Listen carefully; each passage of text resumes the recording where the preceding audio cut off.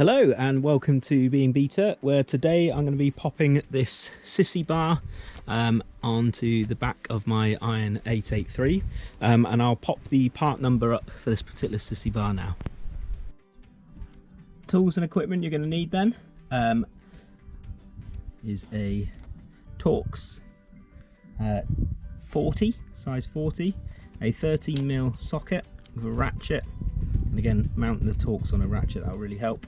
I've then got a 16mm spanner, that's for the nuts on the inside of the fender itself, a 13mm spanner as well, and a Phillips screwdriver, that's for the screw on the saddle seat itself. So the reason I'm doing this is the Badlander pillion seat that you can buy later on from the catalogue, but I've taken a couple of different pillions out on this now, and both of them said the same thing. They said it's okay, but it's a little bit disconcerting because it's a tiny bit sloped, so when I accelerate, or particularly if I'm going uphill at the same time, they can feel like they're sliding back a little bit. So I bought the Sissybar just to add a little bit of confidence for the pillion. So I'm just removing these two bolts here for this particular covering.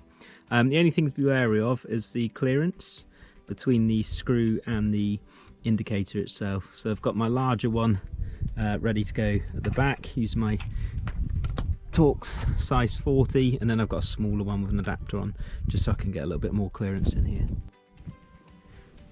The rear bolt, no problem at all. Not on the front with the nut on the inside. I had to use a 13mm spanner just to hold it in, the nut in place, whilst I torque wrenched the bolt or the screw out. This indicator is a little bit more fiddly, so for this one I've actually got a 13mm socket.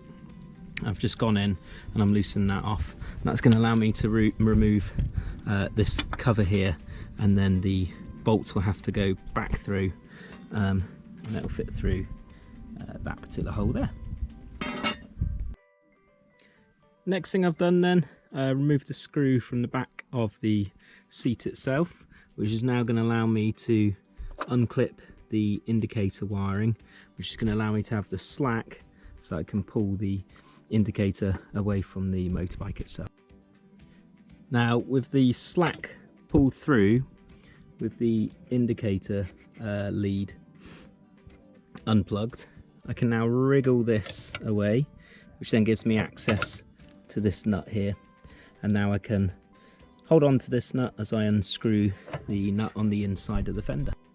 So a little bit fiddly, but this is where I can get my 16 spanner to hold this nut in place as I use the 13mm socket on the inside to remove this bolt. I've done this on both sides now, so I've actually, as you can see, just slidden the bolt out here. I've left it in place, and same detail on the other side, which is now going to allow me to slip the Sissybar over the back, and luckily you can see here there's actually, it's going to allow me to slide the cable straight through and into here, which is handy rather than to have to take the cable out completely and rethread it. So this is with the Sissybar actually fitted. It's definitely easier if you've got someone else to help you, because you're going to line it up roughly and then you want to thread the bolts through, and it's really handy if you have someone looking up underneath the fender or the mudguard, making sure it's lined up as you push the bolts through. So I definitely recommend that, just to make the job a little bit easier. Okay, so this is it with the Sissybar fitted.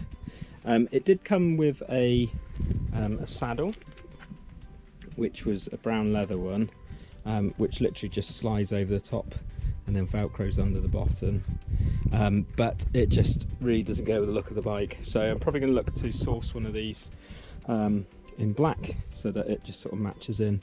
You can leave it without the back pad on, but it'd just be a little bit more comfortable with one on.